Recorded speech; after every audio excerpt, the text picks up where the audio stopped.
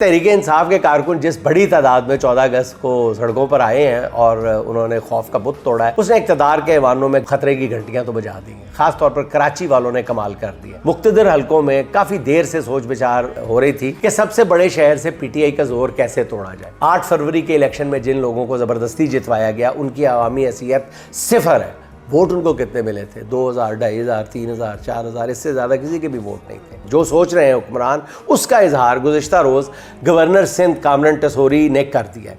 लोग कुछ कहते हैं कि उनके मुंह से निकल गया, लेकिन कुछ लोग कहते हैं उन्होंने डिलिबरेटली ये बात कही है। एक अवामी तकरीब से खिताब करते हुए कामरान टसोरी ने कहा कि भाई वापस आ रहे हैं। तुम्हारे भाई, क्या आपको पुराने वाली MQM चाहिए? यानी कामरान टसोरी बता रहे थे कि किसी जगह पर अल्ताफ़ हुसैन को दोबारा ताकत फराहम करने और कराची दोबारा उनके हवाले करने का फ़ैसला किया जा रहा है। बड़ा सवाल खड़ा कर दिया गया। और भाई से मुराद आप जानते हैं कि भाई अल्ताफ़ हुसैन साहब के लिए ये लफ्ज़ इस्तेमाल किया जाता है।